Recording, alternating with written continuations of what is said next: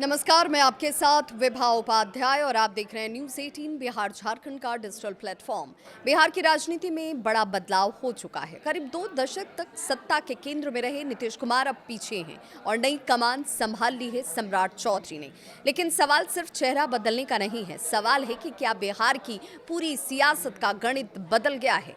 लोक भवन में राज्यपाल सैयद अता हसनैन ने सम्राट चौधरी को मुख्यमंत्री के पद की शपथ दिलाई और इसके साथ ही जेडीयू कोटे से विजय कुमार चौधरी और विजेंद्र प्रसाद यादव को डिप्टी सीएम बनाया गया।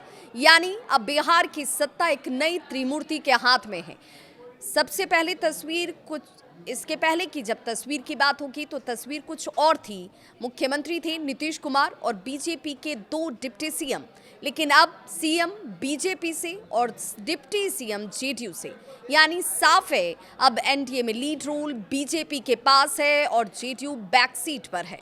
ये बदलाव सिर्फ चेहरे का नहीं है बल्कि जातीय समीकरण का बड़ा खेल भी है इसके पीछे।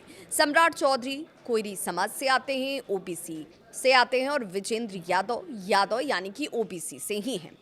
विजय चौधरी की बात करें तो ये भूमिहार जाति से आते हैं, सवर्ण श्रेणी में ये आता है। यानी एक ही चाल में ओबीसी की 2 बड़ी जातियां और सवर्ण वोट बैंक एक साथ साधे गए हैं।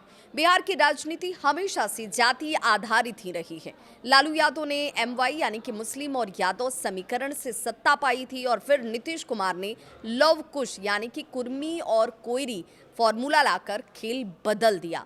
अब एनडीए उसी पुराने फॉर्मूले को एक नए तरीके से रीलॉन्च कर रही है। आंकड़े ये बताते हैं कि कुर्मी कोयरी वोट का एक बड़ा हिस्सा एनडीए के साथ यानी कि ओबीसी वोट में मजबूत पकड़ सवर्ण वोट पहले से एनडीए के साथ, और इस बार कोयरी प्लस यादव प्लस भूमिहार इन तीनों को जोड़ दिया जाए तो नया पावर कॉम्बिनेशन तैयार है। अब सबसे बड़ा सवाल ये कि क्या ये रणनीति तेजस्वी यादव और लालू यादव के एमवाई समीकरण का तोड़ है।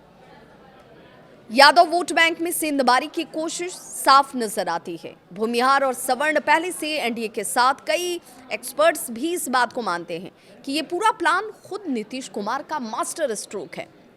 उन्होंने सत्ता छोड़ी लेकिन समीकरण सेट कर गए।